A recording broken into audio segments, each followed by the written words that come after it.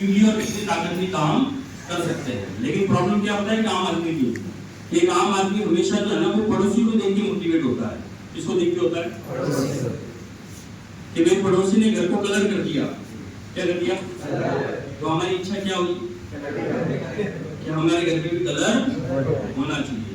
पड़ोसी ने बाइक खरीदी, क्या खरीदी, तो हमारी इच्छा क्या हुई। पड़ोसी ने कार खरीदी, तो हमारी इच्छा क्या हुई। और पड़ोसी ने शादी कर ली, हमारी इच्छा क्या हुई कि भाई हमें भी अभी अपनी लाइफ में सेटल होना चाहिए या अभी आगे बढ़ना चाहिए, है ना। अब ये सारे सपने या सारी चीजें तो उनसे करने के पहले भी तो आ सकती थी ना, लेकिन हम दूसरों को देख के मोटिवेट होते हैं। जब तक आपके अंदर से मोटिवेशन नहीं आएगा तब तक आप किसी भी फील्ड में आगे नहीं बढ़ पाएंगे। तो मैं चाहूंगा एक बार सिस्टम के लिए जोरदार ताली।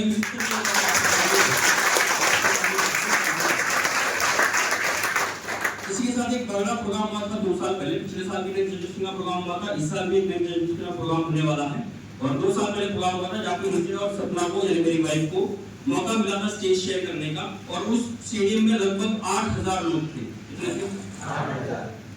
अच्छा, ये आरसीएम को अगर हमारी लाइफ से हटा दे तो क्या लगता है आपको? 10 आदमी भी मुझे सुनने आएगा क्या? यानी सिस्टम में इतनी बड़ी ताकत है कि आपकी वैल्यू बढ़ जाती है, आपका नाम हो जाता है, आपको स्टेज मिलता है, आपके बारे में लोग सुनना, सोचना या समझना शुरू करते हैं। इसी के साथ साथ मैं ब्रांड एम्बेसडर हूं चैट सुरेंद्र चैनल का, और मैं चाहूंगा एक बार चैनल की आप में से जितने भी लोगों को डाउट है ना कि भाई डायरेक्ट सेलिंग चलेगी नहीं चलेगी, काम अच्छा है नहीं है, कौन कर सकता है कौन नहीं कर सकता है, गवर्नमेंट क्या कर रही है नहीं कर रही है, तो ये एकमात्र चैनल है जहां पे आपके सारे सवालों का जवाब मिलेगा। अब हमें से बहुत सारे लोग सोचते तो है सर वीडियो देखेंगे या चैनल को सब्सक्राइब करेंगे, लेकिन बड़ी प्रॉब्लम आती है कि सर समय नहीं है, टाइम नहीं है।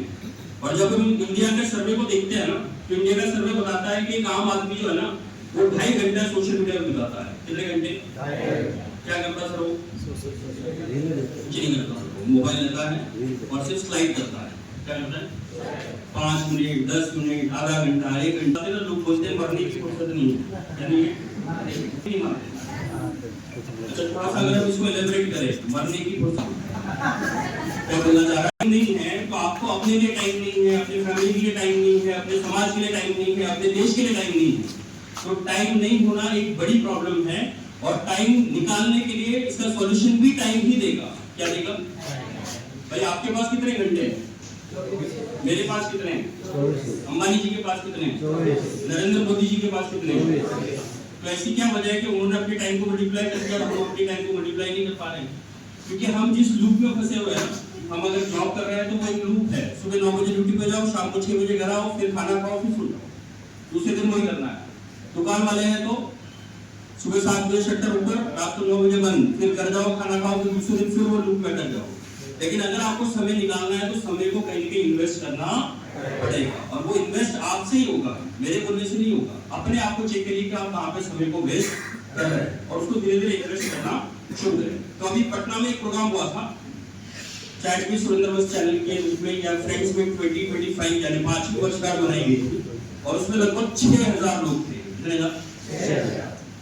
और वो जो ऑडिटोरियम था उसमें एक व्यक्ति का टिकट आज जैसे 100 रुपए लगा ना, उसमें 1500 रुपए लगा था। कितना लगा?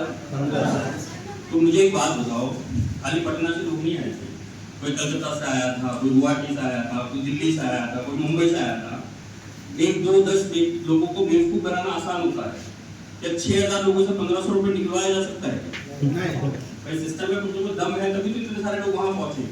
और सिर्फ आरसीएम के लोग नहीं, और भी जो डायरेक्ट सेलिंग की इंडस्ट्री के लोग थे वो सारे या बड़े बड़े नेटवर्कर जो थे वो वहां पे पहुंचे थे। तो मुझे वहां पे एज ए ब्रांड एम्बेसडर या एज ए एक्टिव एम्बेसडर जो हम डायरेक्ट सेलिंग को प्रमोट कर रहे हैं या डायरेक्ट सेलिंग को लीड कर रहे हैं, उसको इसलिए अवार्ड मिला था। इसी के साथ साथ 2 साल पहले और प्रोग्राम हुआ था जहाँ पे हर्षवर्धन जी द्वारा अवार्ड मिला हुआ है, डॉक्टर स्नेह देसाई जी द्वारा अवार्ड मिला हुआ है।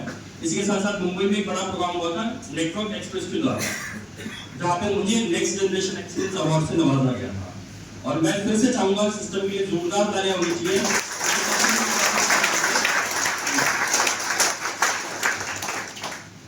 अब हम डायरेक्ट मुद्दे पे आते हैं। कि हम जिस बिजनेस में उस बिजनेस को हम बोलते हैं डायरेक्ट सेल्स। क्या बोलते हैं? अब आप में से बहुत सारे लोग जानते होंगे ट्रेडिशनल मार्केट क्या होता है, कंज्यूमर क्या होता है, जो आपको डेमो प्लान के हिसाब से समझाया गया था। लेकिन फिर भी अगर आपको रिव्यू करना है तो ये चार्ट से आप समझ सकते हैं कि ट्रेडिशनल मार्केट में हमें प्रोडक्ट किस तरह मिलता है। ट्रेडिशनल मार्केट के आज तक दो तरीके से चल रहे हैं। एक तो नॉर्मल जो परचूनी दुकान है वहाँ से, और एक जो ऑनलाइन या डिजिटल मार्केट है वहाँ से, है ना। तो दोनों के तरीके सेम है। और डायरेक्ट सेलिंग क्या बोलता है कि हम प्रोडक्ट को आपको डायरेक्ट आप तक पहुँचाएंगे, जिसकी वजह से जो एडवर्टाइजमेंट होता है या जो विजुअल में जो पैसा बटता है वो ना जाके हम और आप लोगों में उसको इक्वली डिस्ट्रीब्यूट किया जाएगा। अगर हम ट्रेंडिंग सोर्स ऑफ इनकम को देखें तो ये 4 टाइप की इनकम है जिससे एक आम आदमी पैसा कमा रहा है। सबसे पहले इनकम वो है एग्रीकल्चर से। जिससे है खेती बाड़ी से। आज में अगर आप देखेंगे तो इंडिया में जो रेवेन्यू है वो लगभग 80% रेवेन्यू जो है वो एग्रीकल्चर से आता है। इससे आता है।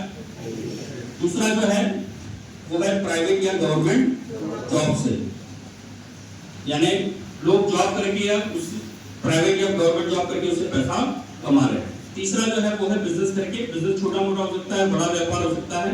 और चौथा है डिजिटल मार्केटिंग से, यानी आजकल लोग ऑनलाइन भी पैसा कमा रहे हैं, कंटेंट बना के या पॉडकास्टिंग करके या और कुछ करके। लेकिन ये सारे इनकम जो है इसके नीचे एक वर्ड लिखा है। क्या लिखा है? एक्टिव का मतलब क्या कि हम करेंगे तो पैसा आएगा। भाई जॉब पे जाओगे तो पैसा आएगा, जिस दिन नहीं जाओगे उस दिन पैसा। बिजनेस यानी दुकान खोलोगे तो पैसा आएगा, जिस दिन नहीं खोलोगे उस दिन पैसा। खेती बाड़ी का काम जिस दिन करोगे उस दिन आपको फसल या उस दिन पैसा आएगा, जिस दिन नहीं करोगे उस दिन पैसा। डिजिटल मार्केटिंग का या डिजिटल कोर्स का जब आप कंटेंट डालोगे रेगुलर तब पैसा आएगा, नहीं डालोगे तो पैसा नहीं आएगा। लेकिन इन सारे कामों में धीरे धीरे दिक्कतें बढ़ रही है और आने वाले टाइम में दिक्कतें और बढ़ने वाली है। तो सबसे पहला एग्जाम्पल लेते हैं एग्रीकल्चर का। खेती बाड़ी के काम में सबसे मेन जो इम्पोर्टेंट काम चीज है वो है जमीन। क्या है? और जमीन हमारी पीढ़ी जैसे जैसे बढ़ रही है ना आगे, वैसे जमीन बढ़ती जा रही है, घटती जा रही है। तो जैसे एक दादाजी है, उनकी 1 एकड़ जमीन है। कितने एकड़? उनके 2 बच्चे हुए। जमीन बढ़ी या घटी? फिर उनके 2 बच्चे और हुए तो जमीन बढ़ी या घटी? अच्छा।